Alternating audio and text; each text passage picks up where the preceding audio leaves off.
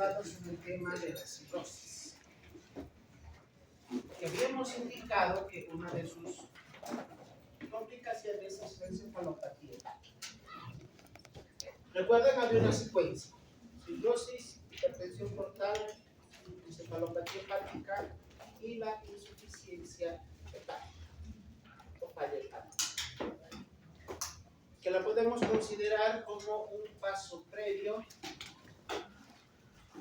al fallecimiento, porque la insuficiencia hepática aguda es parte de lo que se denomina FOM.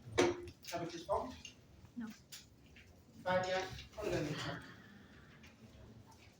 Bueno, vamos a hablar entonces el día de hoy sobre la encefalopatía hepática, tomando en cuenta que esta patología va a acompañar a un paciente cirrótico. ¿Quién trata la encefalopatía hepática? ¿La trata el gastroenterólogo o la trata el neurólogo? Ambos. Ambos podrían o tendrían que atender a un paciente con encefalopatía hepática. A la insuficiencia hepática podemos dividirla en dos: la aguda y la crónica. Esta es la que nos interesa, la relacionada con la cirrosis sobre todo, porque es esta variedad la que nos va a llevar a lo que es el deterioro de la función neurológica. ¿Qué circunstancias creen ustedes que nos puede dar una insuficiencia hepática aguda?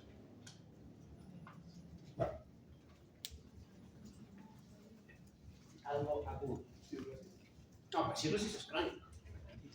Una hepatitis, pero tendría que ser una hepatitis aguda fulminante, una hepatitis aguda severa.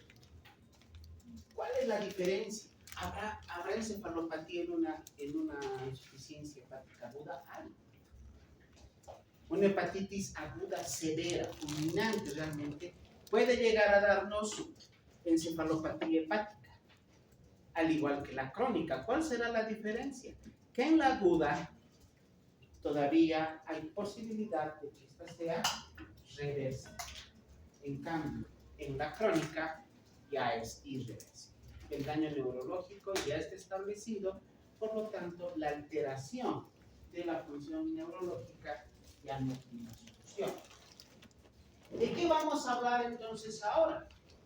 Del deterioro neurológico que se presenta secundario a la encefalopatía. ¿Qué funciones tiene el hígado? Hemos visto en fisiología, son un montón de funciones. Creo que hasta la persona que no conoce de medicina tiene el conocimiento de que el hígado es un órgano desintoxicante. El término no es el correcto, ¿no? Pero desintoxicante. ¿Qué hace el hígado? Ayuda a metabolizar elementos de desecho, sobre todo de el metabolismo celular. Metaboliza y elimina estos elementos de desecho. ¿Por qué vía los elimina? Por vía biliar. O sea, todos los días eliminamos sustancias de desecho que han producido nuestras células y las eliminamos a través de las heces fecales. Todos los días, todos los seres humanos. ¿Qué pasa si el hígado deja de funcionar? Como en el caso de la cirrosis. Esa función de eliminación de sustancias de desecho, de metabolitos, terminales de funcionamiento celular, no se elimina. Se acumulan en plasma sanguíneo, se van a ir acumulando progresivamente. Y básicamente, si el hígado, que es un órgano desintoxicante, deja de funcionar, ¿qué pasa cuando se acumulan estos elementos tóxicos? ¿Qué pasa cuando se acumulan estos elementos tóxicos? Podemos indicar en términos vulgares que el organismo se intoxica. Esta intoxicación, esta acumulación de estos elementos de desecho es la base para la presentación de la sintomatología neurológica que se va a presentar secundaria a la encefalopatía hepática. De todo lo que estamos viendo acá, la aparición de la encefalopatía hepática ya es signo de mal pronóstico. No todos los cirróticos tienen encefalopatía hepática. No todos los cirróticos tienen deterioro neurológico. Pero si en el curso de la evolución de la enfermedad de un cirrótico aparece este deterioro neurológico, ¿qué nos indica? Mal pronóstico. Ya estamos ante una cirrosis en estadio terminal. Este paciente ya tiene sus días contados. ¿Cuánto tiempo? Solo Dios lo sabe. Pero en algún momento se va a ir de este mundo. Entonces, ¿por qué se producen estas manifestaciones? Por la incapacidad del hígado para poder metabolizar sustancias neurotóxicas. Básicamente, ¿cuál es el principal elemento tóxico que va a producir alteración del funcionamiento cerebral? El amonio. ¿Se acuerdan del Chaipo? La última diapositiva que hemos visto en la anterior clase. La escala o puntaje del Chaipo. No nos sirve para diagnosticar cirrosis. Nos sirve para dar un pronóstico. ¿Cuál era el mnemotécnico? Bacteria. Donde la B es bilirrubina, la A, podemos poner ascitis en primer lugar, la T es tiempo de protrombina, la E es encefalopatía hepática, ahí está en la bacteria, y la última A, la albúmina. Una A es la albúmina, la otra A es la ascitis. Entonces, esta escala de Chaipo nos indica el pronóstico de sobrevida del paciente. Eso hemos visto a 1 año y a los 2 años. Aquí está la encefalopatía hepática. Si no hay encefalopatía, 1 punto, grado 2 y 3, 2 puntos, grado 3 y 4, 3 puntos. O sea que si un paciente con cirrosis tiene ascitis, bilirrubinas elevadas, hipoalbuminemia y alteración del tiempo de protrombina, si a todo esto se suma la presencia de encefalopatía hepática, su porcentaje de sobrevida al año de dicho diagnóstico disminuye. Va a ser mucho menos. En un Chaipo serio, que es el que tiene el mayor puntaje de todo esto, 45% de sobrevida. De 10 pacientes con cirrosis, 6 se mueren. Bueno, 5.5 se mueren dentro de un año. 4.5 se van a día sobrevivir.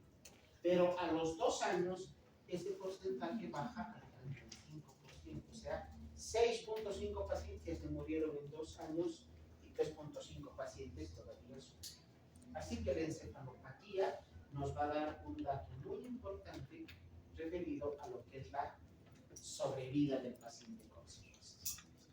Entonces, cirrótico, que solo tiene cirrosis, todavía tiene una probabilidad de sobrevida tal vez un poco más.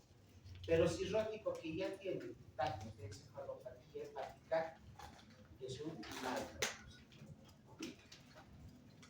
La encefalopatía va a aparecer en pacientes que tengan cirrosis hepática. El 90%, más del 90%, sucede en pacientes que tienen cirrosis.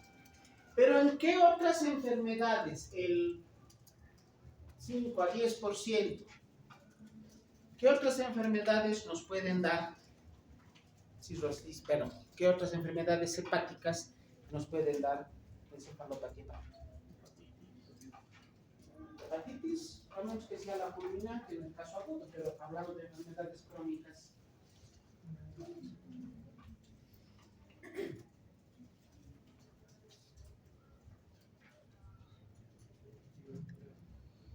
O sea, la encefalopatía no es exclusiva del cirrótico. Hay otras enfermedades que también nos pueden, pero pueden presentarse con encefalopatía.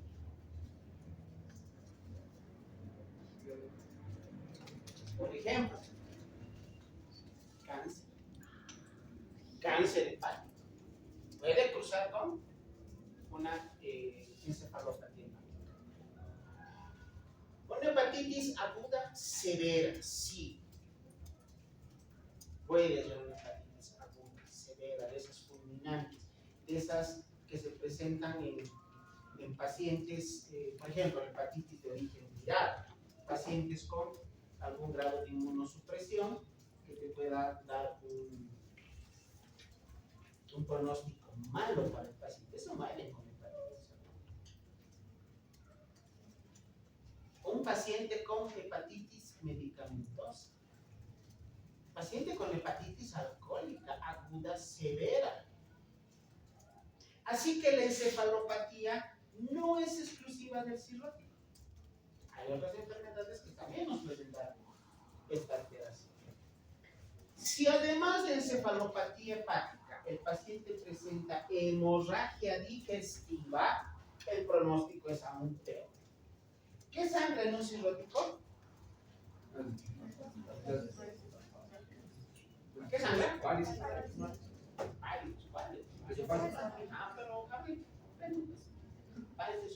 hay varices en la lengua también. Así que, mientras mayor sea el número de elementos que se vayan presentando como características clínicas en un paciente con cirrosis, el pronóstico es más o menos. Vamos a indicar que en la fisiopatología de la encefalopatía hepática tenemos múltiples factores. Pero tomemos en cuenta principalmente toxinas provenientes del intestino. ¿Cuáles son estas toxinas? Aquí está la lista. Principalmente amonio y mercaptanos.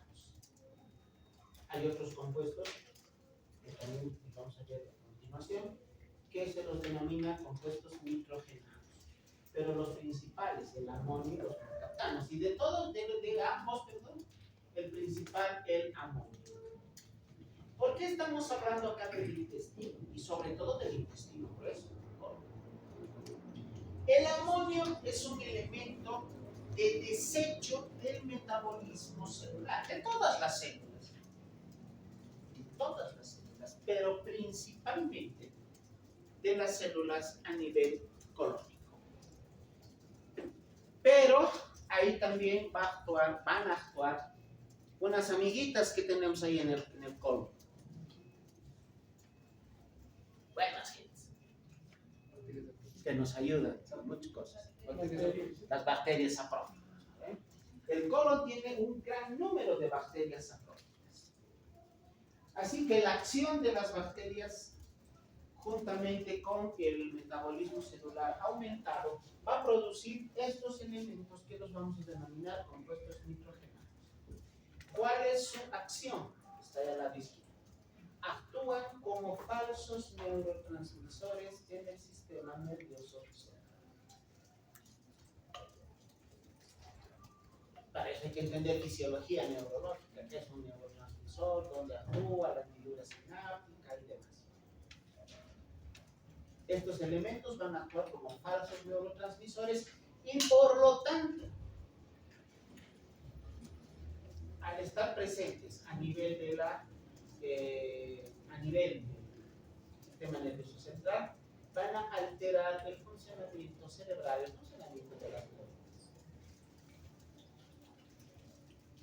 Tienen que atravesar la barrera hematoencefálica, ingresar al espacio celular, a la hendidura sináptica, y ahí es donde hacen su acción. Actúan como falsos neurotransmisores y la transmisión de información de una neurona a otra se altera y ya no se produce la sinapsis neuronal.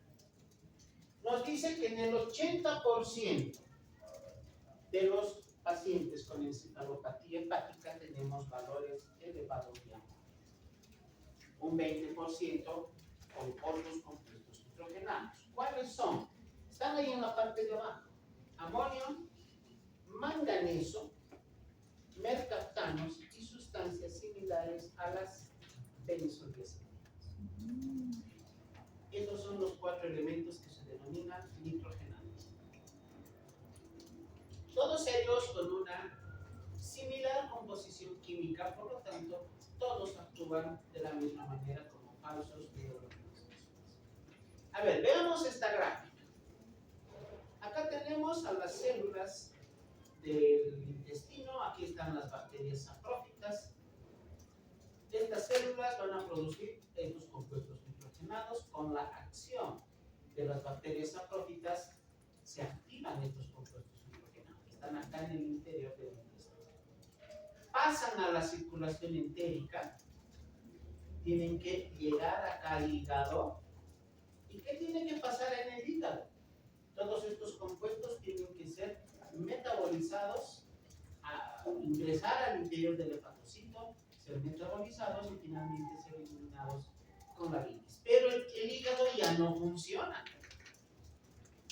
El hígado ya no está cumpliendo esa su acción desintoxicante. Así que estos compuestos nitrogenados pasarán a la circulación general. Aquí está la vena hepática inicialmente, la vena cava inferior, pasa a la circulación auricular, circulación pulmonar, luego a extremidades izquierdas, ventrículo izquierdo, circulación menor, llega al cerebro y estos falsos neurotransmisores van a producir el desplazamiento de los neurotransmisores verdaderos. Los van a hacer a un lado. Van a anular la acción de los neurotransmisores que sí funcionan y van a ocupar su lugar. Ya les he indicado, esto va a ocasionar que la sinapsis neuronal se vea confundida. Sobre todo por el aumento de los receptores GABA-minérgicos. Este aumento de receptores es el que ocasiona el daño y la psicopatología. ¿Qué pasa con el amonio? ¿Por qué es tóxico a nivel cerebral? Altera el metabolismo cerebral energético y disminuye la formación de los potenciales de acción a nivel de la membrana ósea. Todos estos conceptos los conocemos, ¿no? Que es la membrana presináptica, postsináptica. Ahí es donde va a ir a actuar el amonio. Los potenciales de acción no se producen, no se forman en la cantidad y con la calidad adecuada, y eso es lo que va a producir la alteración de la función de glucosa. Además, se produce aumento en la neurotransmisión de los receptores GABA-minérgicos. Estos receptores GABA o neurotransmisores GABA son el principal mecanismo inhibidor del sistema nervioso central. Como en todas las funciones del organismo, tiene que haber un elemento que estimule y otro que inhiba, para que todo se mantenga en un equilibrio, en homeostasis. En el sistema nervioso central, este elemento que produce la inhibición del sistema nervioso central son los receptores GABA. Volveremos aquí atrás. Si hemos dicho que aumentan los receptores GABA, y los receptores GABA son los que inhiben el sistema nervioso central, ¿qué va a pasar con el sistema nervioso central? Va a haber mayor inhibición, mayor deterioro de sus funciones, mayor lesión a nivel neurológico y obviamente mayor presentación de síntomas, sobre todo caracterizados por deterioro del estado de conciencia. Todas estas circunstancias, todos estos pasos van a llevar a cambios a nivel estructural, a nivel funcional del sistema nervioso por la toxicidad del amonio y del manganeso, dándonos como característica clínica un síndrome extrapiramidal. Muy bien. Ya llegó Neuro. ¿Qué es un síndrome extrapiramidal? ¿Sabe? ¿Qué es y qué clínica tiene?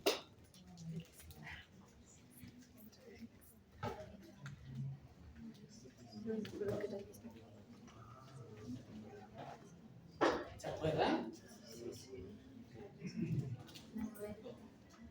Quiero quitarme de mi cabeza la idea que tengo de que ustedes solo estudian para dar el examen. y que solo estudian para sacar una nota y aprobar una materia. No están estudiando para ganar conocimiento, para adquirir conocimiento. Porque si fuera así, por lo menos tendrían una idea, tal vez no detallada, pero una idea vaga de lo que es un síndrome. ¿Pueden mencionar? Dime. Es un conjunto de trastornos en los cuales se va a encontrar distintos síntomas, como puede ser lo que es una alteración en la marcha, alteración de lo que es el tono muscular como tal, movimientos involuntarios y uno más, pero Ya, estamos bien. Etiología.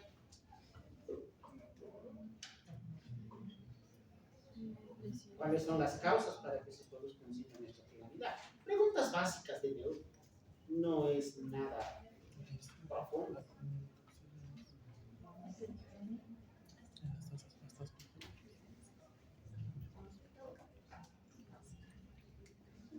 Repasen neuro.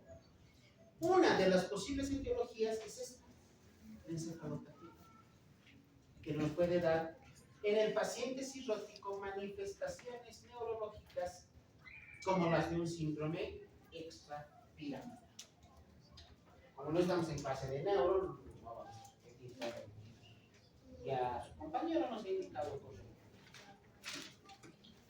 A ver, vamos a clasificar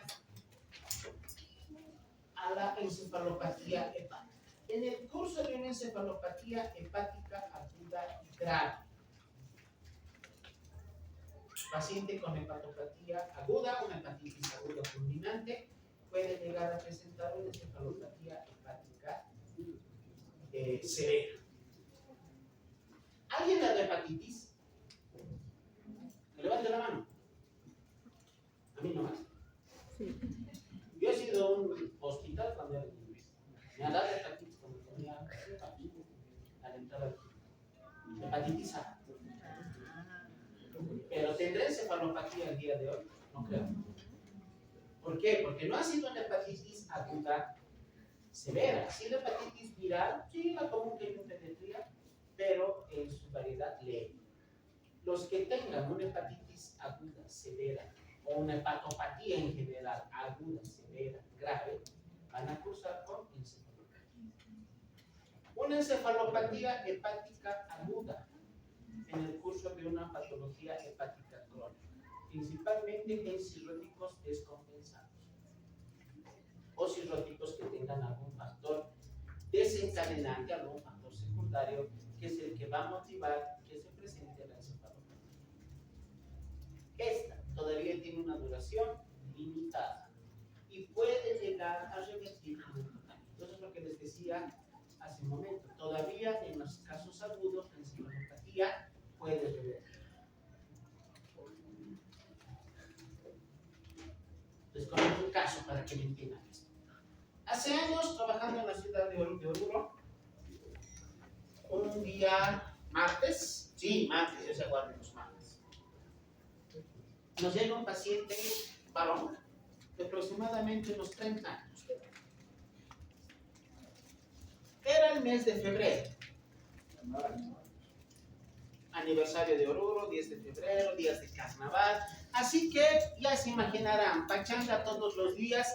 Este paciente, entre una y otra cosa, según lo que nos comentan sus familiares, había ido a beber más o menos una semana. Más o menos una semana. Una semana previa al carnaval de Oruro. Como en Oruro todo el mes de febrero es carnaval, hay fiestas y motivos para farrear no faltan. Así que salió de su casa, fue a reunirse con los amigos, se pidieron en una fiesta, volvía a la casa, volvía a salir, volvía a la casa, volvía a salir, estuvo toda una semana. Pero el último fin de semana, les hablo del día martes, el último fin de semana, desde el día viernes, no volvió a su casa. Salió y no volvió, hasta el lunes. Entonces se perdió viernes, sábado, domingo, lunes hasta mediodía, lunes en la tarde, y llegó a su casa. Llegó ebrio. Como dijeron, bueno, se le pasaron los tragos, que duerma. Durmió la borrachera, durmió la mona, pero al día siguiente no despertaba. El día martes no despertaba. Y por eso lo trajeron al servicio de emergencias donde yo la traje. Lo primero que me llamó la atención, dije, con el antecedente de que había bebido una hepatitis alcohólica, no va a ser viral, ¿no? Es una hepatitis alcohólica. Así que le hicimos todos sus estudios complementarios. ¿Qué creen que hemos encontrado en el laboratorio, en el hepatograma? ¿Qué se eleva en una hepatitis? En una hepatopatía aguda. Digo que en una crónica es lo mismo. ¿Qué se eleva? Transaminasa, sobre todo transaminasa, nos indicaba daño hepático. No recuerdo el valor, pero estaba alrededor de 200 unidades. ¿Qué bilirrubina está elevada? La bilirrubina. En él estaba alrededor 6, más o menos, la directa, con una total de 8, algo así. Menos de 10, pero. Su tiempo de protrombina levemente elevado, estaba en 15, porcentaje de actividad 90%. Daño hepático por la farra, pero lo que preocupaba era su deterioro del estado de conciencia. No respondía. Primero, estímulos verbales. Hola amigo, ¿cómo estás? ¿Cómo te llamas? A ver, despierta de los ojos. Nada, no respondía. Entonces, sopor superficial descartado. Practicaremos estímulos dolorosos. Una respuesta muy leve a estímulos dolorosos muy agresivos. Es un paciente en sopor a un paso de entrar a un estado de coma. Porque si no responde a estímulos verbales, no responde a estímulos dolorosos, es un paciente en coma. Estaba a un pelo de irse a un estado de coma. Reaccionaba levemente, no abría los ojos, no hablaba, simplemente hacía movimientos de defensa, porque obviamente sentía.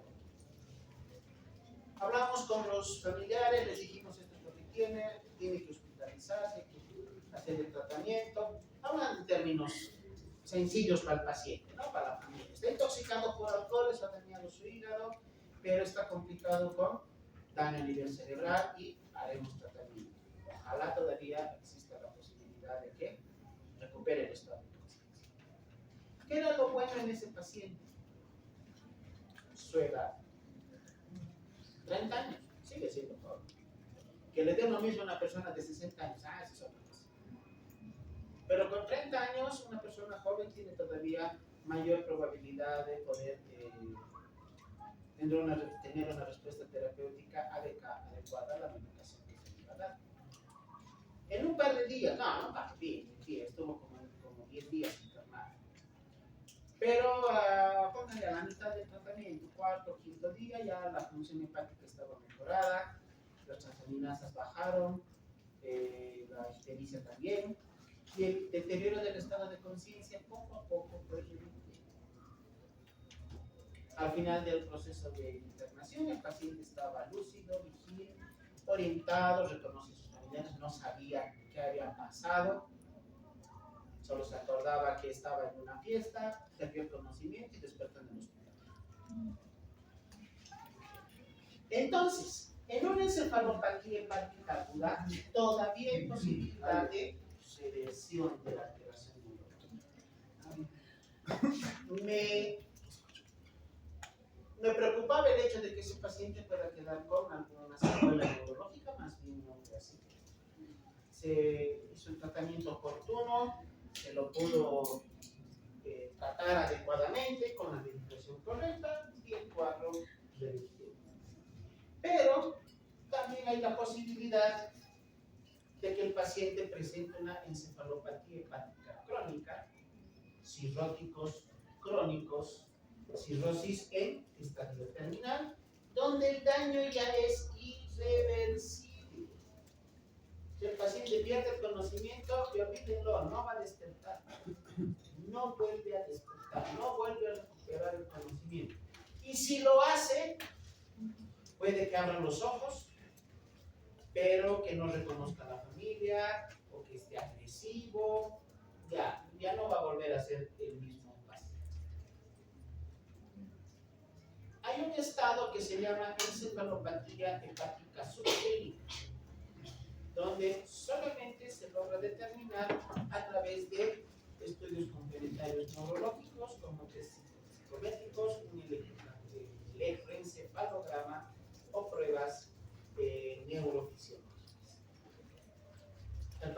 aparentemente no tiene nada.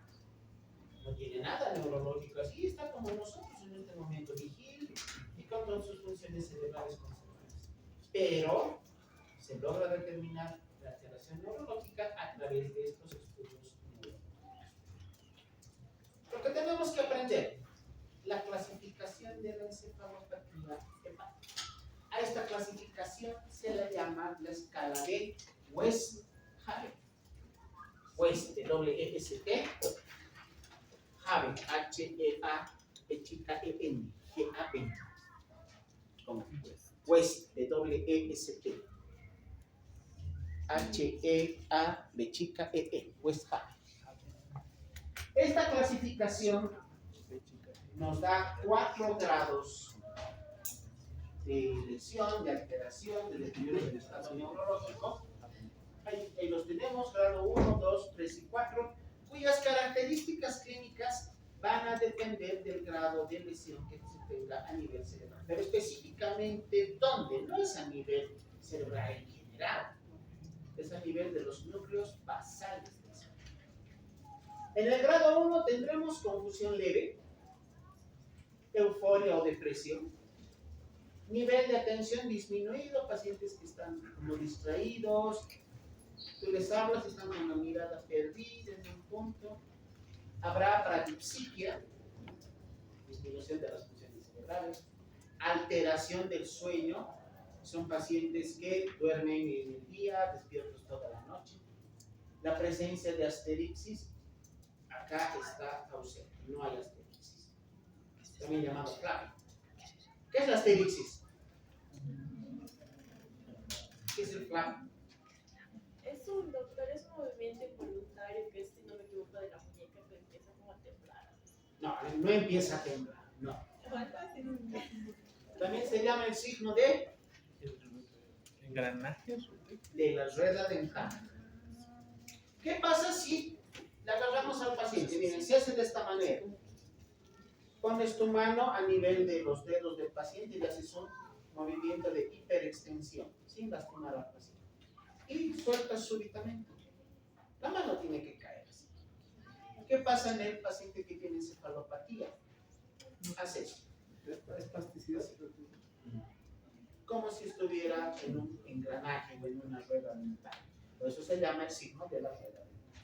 En el grado 1 de la escala de West-Javen no hay asterisco. En el grado 2 el paciente ya está somnoliento, con desorientación temporal, o sea, desorientación en tiempo, no sabe qué fecha es. Comportamiento inapropiado, puede perder el pudor. ¿Han visto a los pacientes alcohólicos por la calle, así, con su ropa toda destruida, algunos desnudos? Han perdido el pudor. No son exhibicionistas, no saben lo que hacen. No se deberían.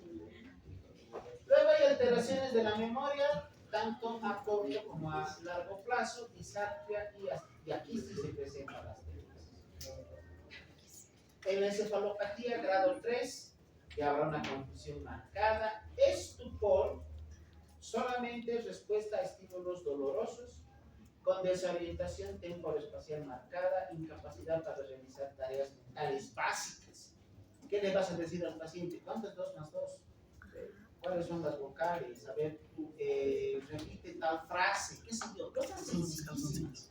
El paciente no va a lograr realizar ninguna de estas funciones.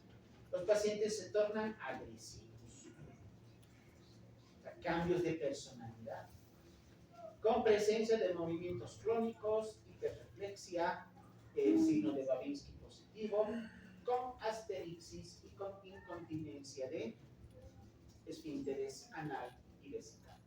En el grado 2 y en el grado 3 presenta las técnicas.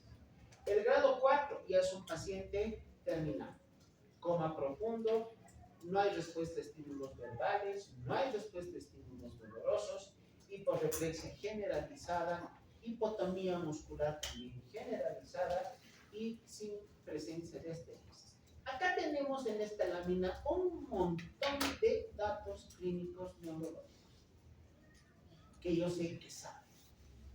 ¿Ven? ¿Por qué? Les he enseñado en semiología neurológica. A todito les enseño. Bueno, a todos ustedes. Saben qué es el signo de Babinski, saben qué es el tono muscular, saben lo que son los reflejos, todo eso los he enseñado. Así que para qué repetimos ahora, ¿no? Sí. Aplicaremos lo que ya hemos aprendido. Bueno, tenemos que, sí, aquí está, debemos tomar en cuenta este detalle. Un paciente que tenga cirrosis hepática, ¿qué momento va a presentar encefalopatía? No va a ser cualquier rato. Hemos dicho que la presencia de encefalopatía ya es un dato de pronóstico. ¿Cuándo se va a presentar encefalopatía? Cuando se active uno de estos factores precipitantes, son factores desencadenantes de la encefalopatía. Hemorragia digestiva. Hemorragia digestiva alta. En un cirrótico que sangra las varices. Infecciones. Cualquier tipo de proceso infeccioso en un cirrótico puede desencadenar la encefalopatía. Estamos hablando de infecciones urinarias, infecciones de vía respiratoria, infecciones de vía digestiva. Un paciente con cirrosis a nivel abdominal puede presentar asitis, ¿verdad? La asitis, ¿cuál es su composición principal? Componente principal del líquido acítico.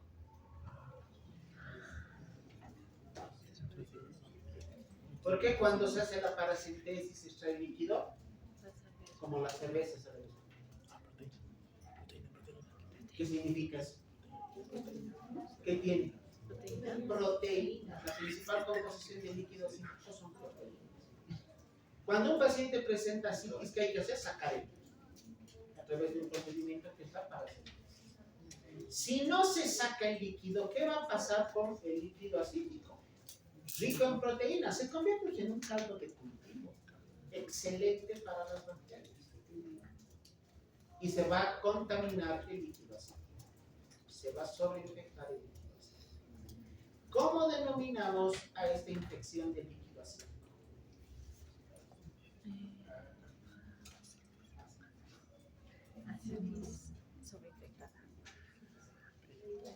Peritonitis bacteriana espontánea.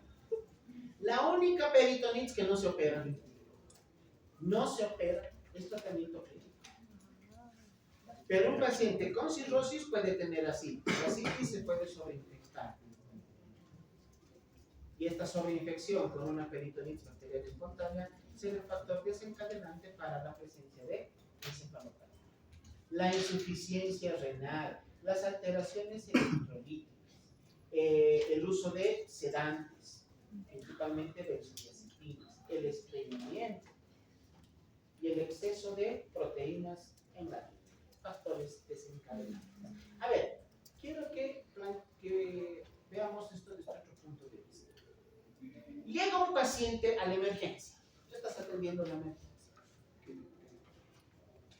Lo traen familiares, te dicen que el paciente lo han encontrado inconsciente en su cuarto. Anoche se entró a dormir tranquilamente y esta mañana cuando lo fueron a despertar para que vaya al trabajo, no despertó. No reaccionaba ante ningún tipo de estímulo. Así que lo traen al hospital. Tú ves al paciente entrando en una camilla completamente inconsciente. No sabes qué ha pasado, la familia no sabe qué ha pasado. Así que tú tienes que determinar el origen de esa alteración neurológica. En grande, chicos, así, en gigante, en lo más grande que haya. ¿Cómo clasificaríamos a la etiología del deterioro del estado de conciencia?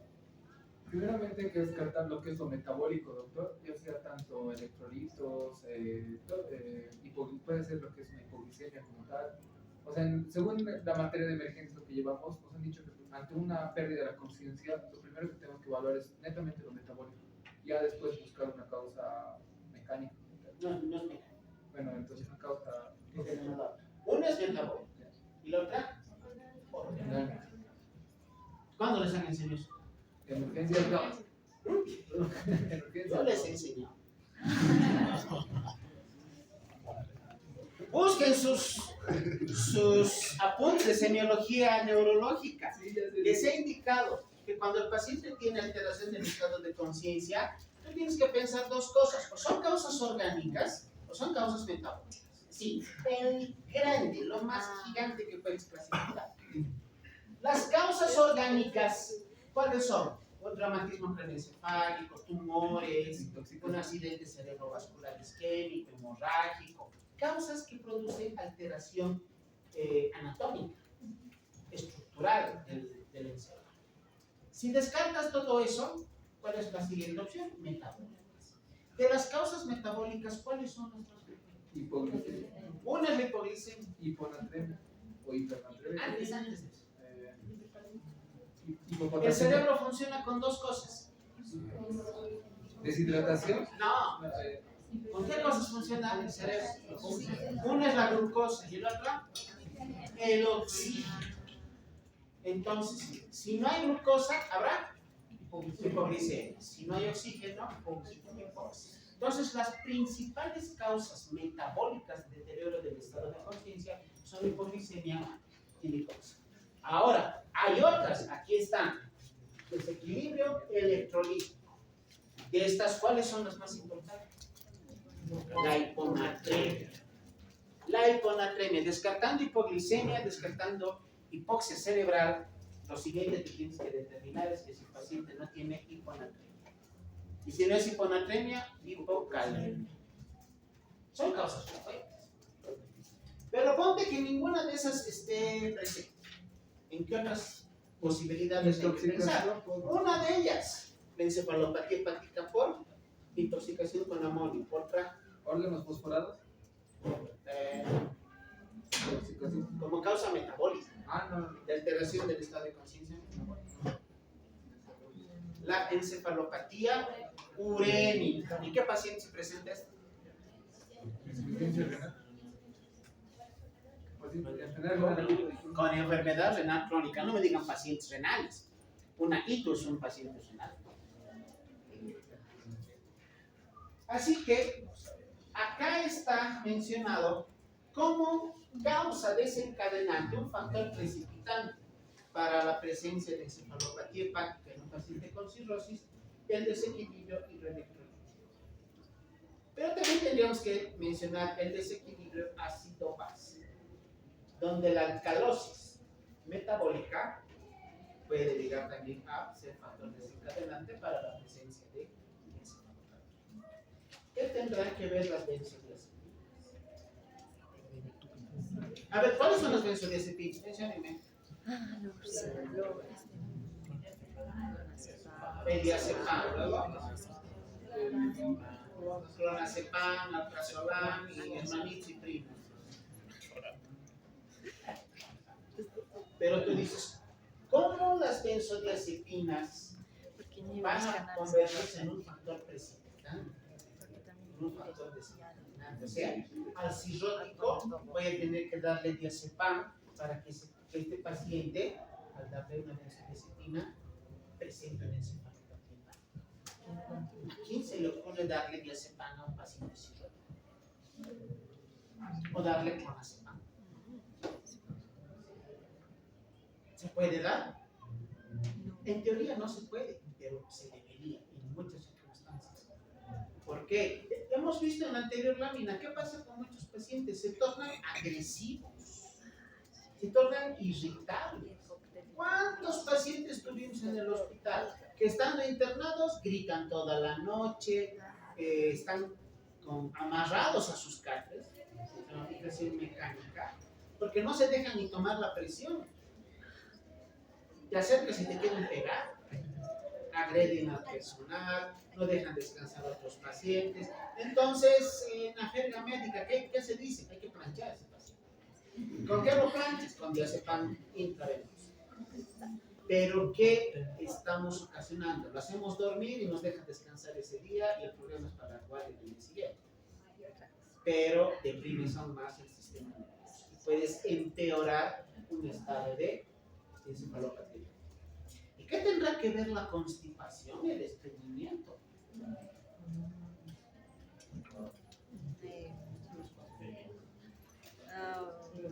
tiene que ver con las bacterias?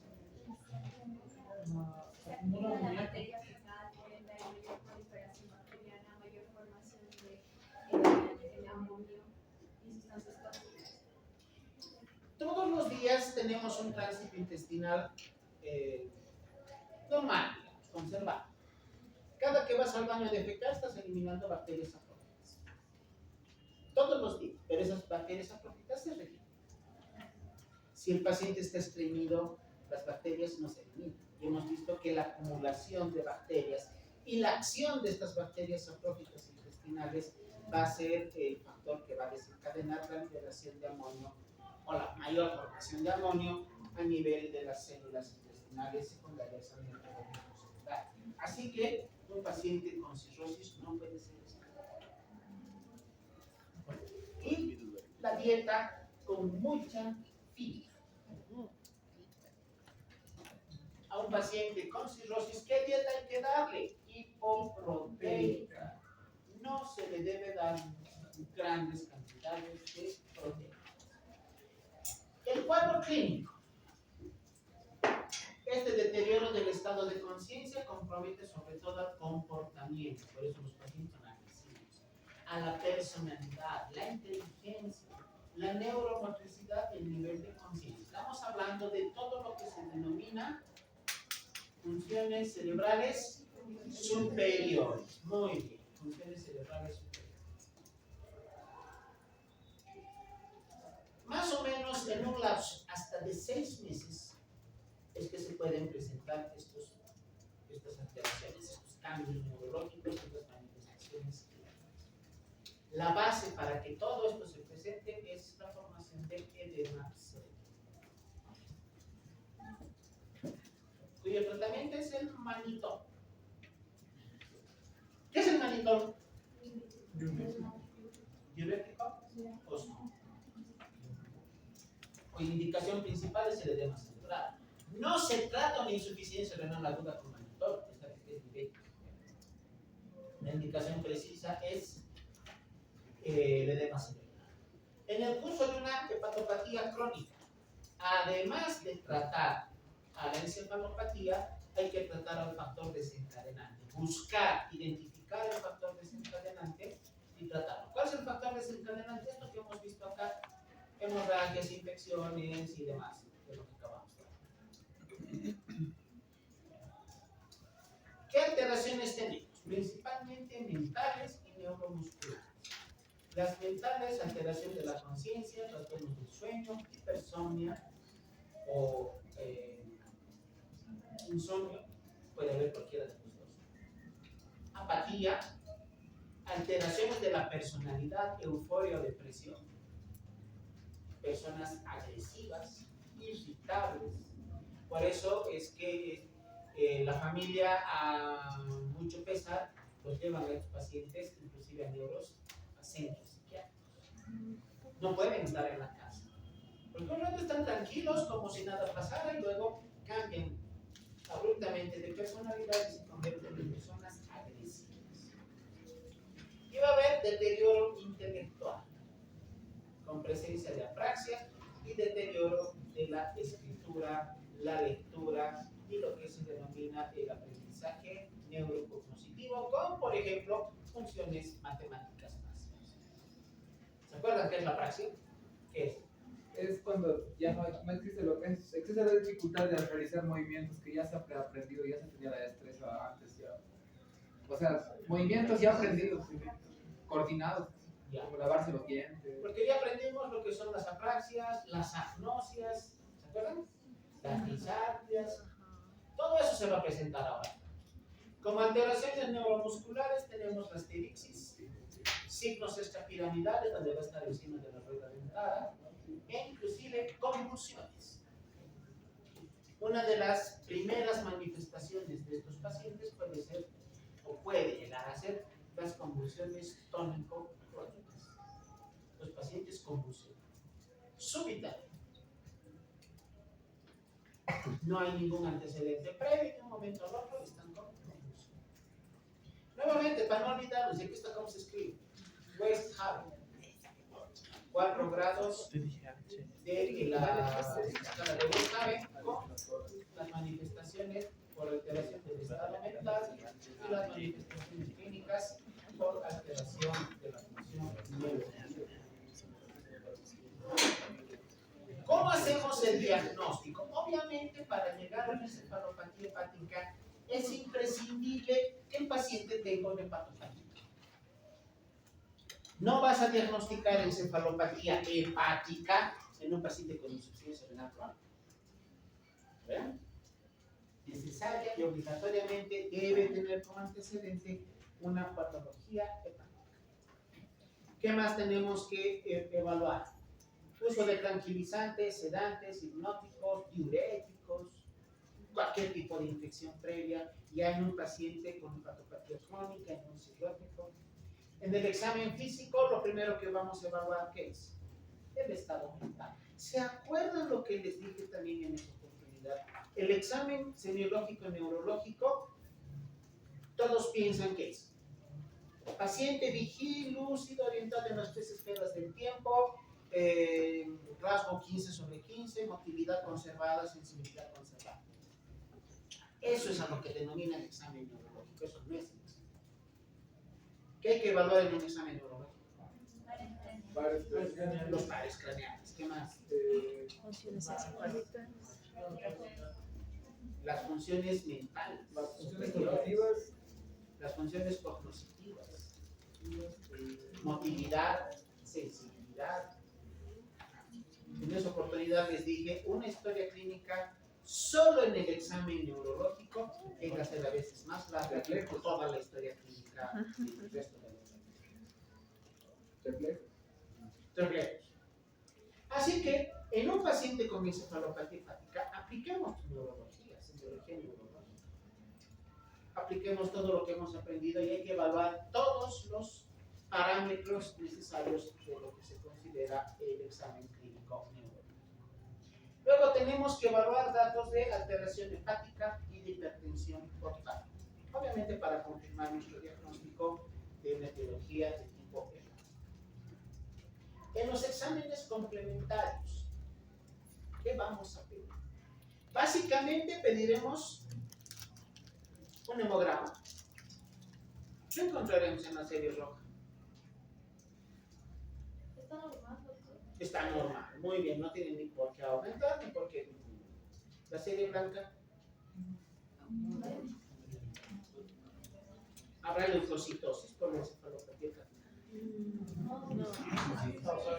Una de las causas ha dicho que desencadenante puede ser una infección. Ya, si hay infección, habrá leucocitosis, pero si es una encefalopatía hepática pura y simple, No, ¿por qué no? es que Obviamente no hay infección. La encefalopatía hepática no es una enfermedad infecciosa. Tampoco es una enfermedad inflamatoria. ¿Qué tipo de enfermedad es? Metabólica. No hay inflamación, no hay infección, por lo tanto, en una encefalopatía pura y simple, los leucocitos son normales. Función renal no tiene por qué alterarse. Glicemia no tiene por qué alterarse. ¿Dónde vamos a encontrar la alteración? En el hepatograma. Ya porque es un paciente con hepatopatía crónica. ¿Qué vamos a encontrar? Lo que dijimos hace rato. Transaminasas elevadas, bilirrubina directa elevada,